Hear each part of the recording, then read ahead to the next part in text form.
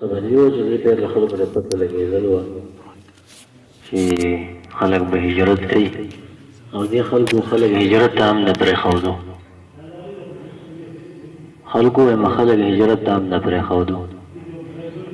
او د مسلمانانو خولې کم دي چې خلک پوهېږي چې هلکه دا جګړه د چا د طرف نه ده. مسلمانانو کې د الله داسې خلک پیدا کړي. نو په دویم پیر باندې بیا هجرت وشو او په دې کې بحث سړی دی.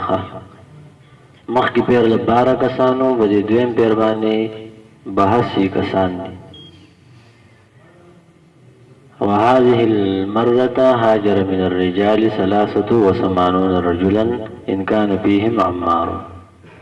ځینې خلک وایي 83 که عمار رضی الله عنه کې شک دی، خو بس یا بحث یو یا 83 او زنانه چې دی په 18 او 19 امرأة، دا 18 دی او یا نه 18 دی او یا 19 زنانه دی.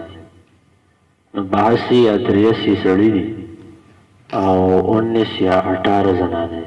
په دې دویم پیر باندې دی هجرت وکړو او په دغه 5م کال له هجرت د نبوت او په 6م کال له اولو په دغه دوران کې دې خلکو دا هجرت کړی دی. دا دویم هجرت دی حبشې ته، ایتوپیا ته. دوی چې کله هلته لاړل نو یو دوه مشرکان راجمع شو او ویل دا خلک چې داسې هلته لاړو څه جته به جوړه کړي. نو یو دوه کسان یې پسې ولېږله، یو عمرو بن العاص دی او یو عبدالله بن ابي ربیعه دی چې تاسو لاړ شئ او دا تحفې ویسئ او نجاشي بادشاه له ورکړي او ورته ووایه چې دا کسان را پرېږده، دغلته ولې ځای مه ورکوه. دا مسلمانان دومره په مشقت کې وو چې خلکو به بل ملک یې هم نه پرېښوده. خلکو دومره تکلیف برداشت کړی. اوس مسلمان معمولي تکلیف نشي برداشت کولی، معمولي تکلیف دومره تکلیف نشي برداشت کولی. دا مسلمان چې ګیره پرېږدي، داسې ساده مسلمان سر به څه کوي؟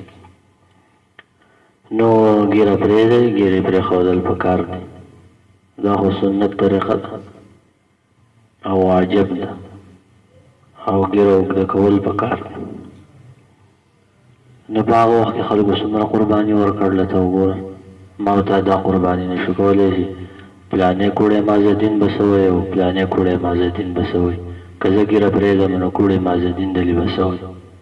دغه کوړی مازدین ستا په آخرت کې به کار راتلی شي، په قبر کې دې په کار راتلی شي.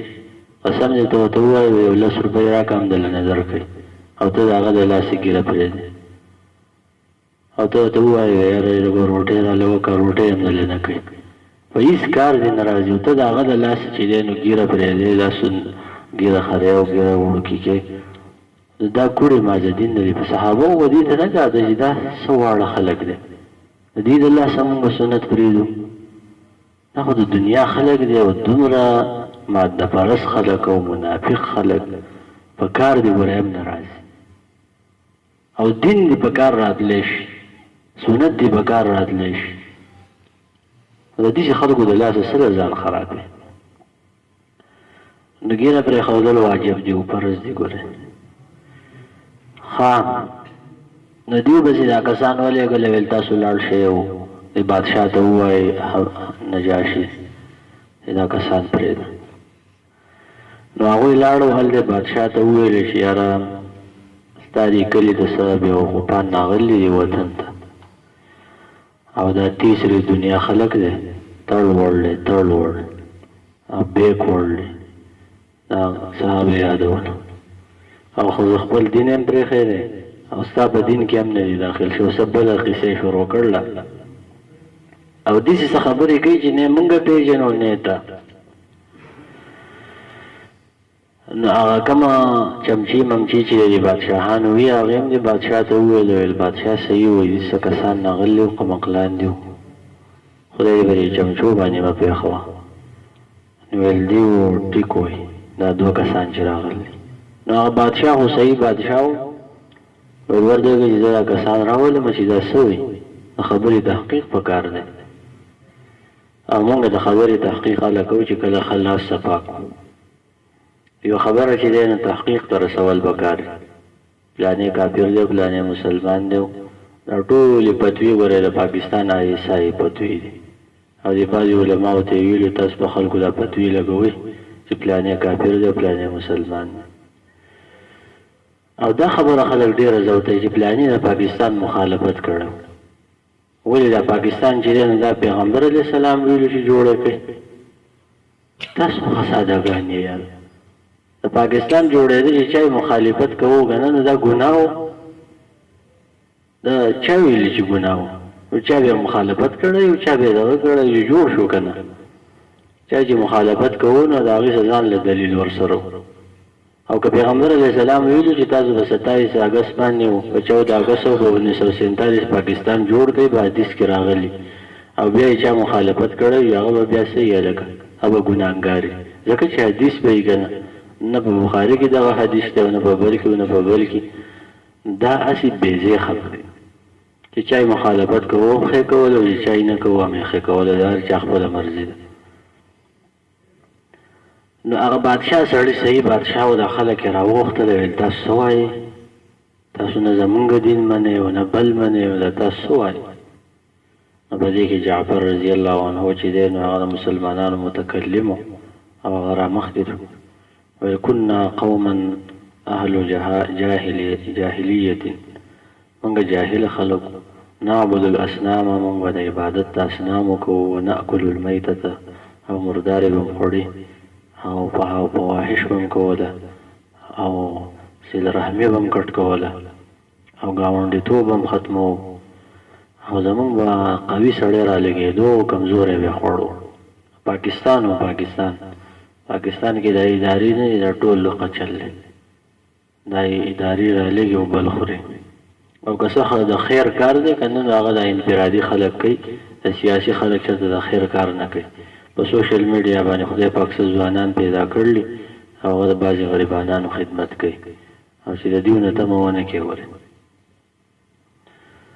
نو ویل دا مکه مکرمه کې هم پخوانه پاکستان و فکنا علی ذلک نو موږ دغه کار وکړو الله د پیغمبر علیه السلام راولی وو او ویل چې تاسو د الله سره شرک مه کوئ ګاونډي خیال ساتئ او وینه مه تویوئ خپلولۍ وپالئ فواحش مه کوئ د یتیمانانو مال مه خورئ او کوم شی چې الله حلال کړی هغه حلال دی الله حرام دی او نجاشي بادشاه وی ورته وویل د جعفر رضی الله عنه ستاسو سره څه شتی دا تاسو چې کومه څه وایئ بس ویل اوشته بس هغه شروع وکړه ویل کاف هایا عین صاد او چې صحابه تلاوت کوي نو بیا خو چې دا وړو خبره وایي بچ نو چې کله تلاوت شروع کو که نه بس هغه نجاشي بادشاه ژړله ژړله خو داسې یې وژړله چې دا ږیره لمده شو دا عیسایي و عام طور باندې عیسایان ګزاره کوي ګوره چې دا نور خلک به کار نه لري که نه نو په خپله وی کې څه خیر شته په عیسایانو کې کومه چې صحیح عیسایان دي او یهودیانو نه جدا دي نو هغه ښه خلک دي نو هغه ژړله او بیا یې وویله نجاشي چې ان هذا والذي جاء به عیسی لیخرج من مشکاة واحدة دا او عیسی علیه السلام چې څه راوړو دا د یوې ډیوې نه راوتي په دې کې هېڅ فرق نشته هغه کلام او دا کلام دا د یوې ډیوې نه راوتی دی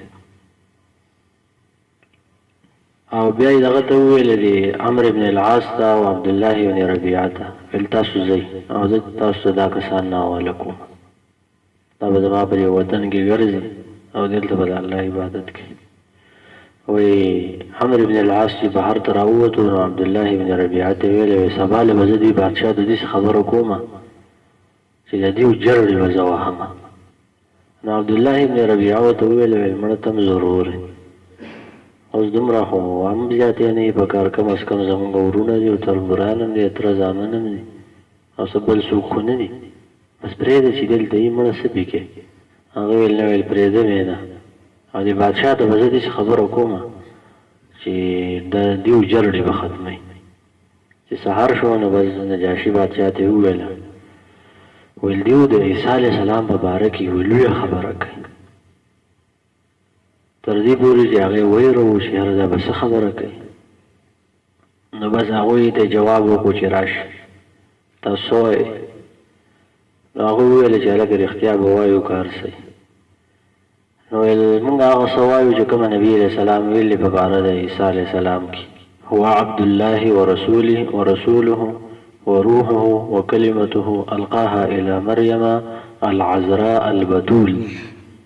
دا د الله تعالی بنده دی، خدای نه دی، او رسول د الله دی، د الله تعالی به کې روح ورچیلی دی، او القاها الى مریم ته دا روح ورچیلی و ده پکې العذراء چې ځوانه ده، پیغله ده.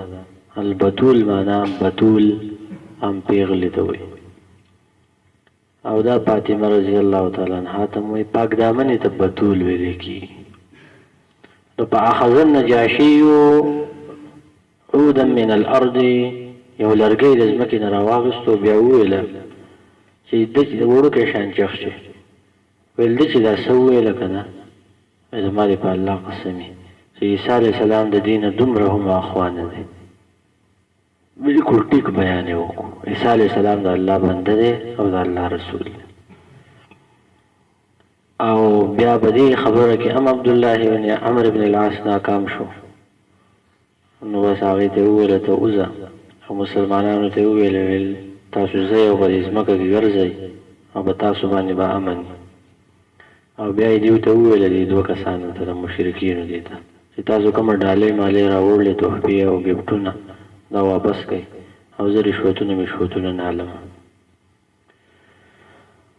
نو دا واقع وه د هجرت په باره کې چې ختمه شوه. د دې نه مخکې چې نور څه وو نو هغه به وایو. 2 هجرتونه دي. خلاصې دغه شوه چې په 5م کال له نبوت باندې اولنی هجرت حبشې ته شوی، 12 کسان او 4 ښځې، او د دې مشر عثمان بن عفان رضی الله عنه. دیو چې کله هلته لاړه په 5م کال له نبوت باندې، او دلته واقعه دا وشوه چې نبي علیه السلام په حرم شریف کې تلاوت وکړو، او دې مشرکانو به اختیاره سجده وکړه. نو خلکو دا مشوره کړه چې مشرکان مسلمانان شوي دي. نو دیو پکې بیا دروغ جوړ کړه چې مونږ ځکه سجده کړو چې دې نبي علیه السلام زموږ د بوتانو صفت کړه، او نبي علیه السلام دا کار نه و کړی. خو سجده یې ځکه کړو چې په ځان باندې نه وپوه شو. نبي علیه السلام ډېر اوچت تلاوت کو. نو هلته په حبشه کې مسلمانانو ته پته ولګېده چې مشرکان مسلمانان شوي دي، واپس راله. چې واپس راله نو خبره دروغ وه. نو ځینې د هغه ځای نه واپس شو، ځینې مکې ته راله. نو بیا ورته نبي علیه السلام ویل چې هجرت وکړئ.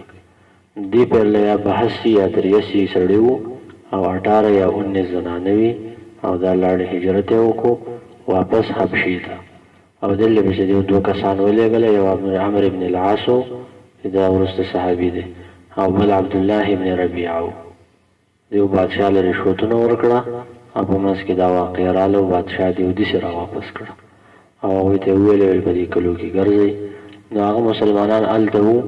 بیا وروسته زمانه کې دا بیا مدینې ته راغلو، او ډېر وروسته زمانه کې 5م کال له هجرت باندې یا وروسته د هغې نه بیا واپس راغلي. دا 2 هجرتونه یاد کړئ چې دا د مدینې د هجرت نه مخکې دا 2 هجرتونه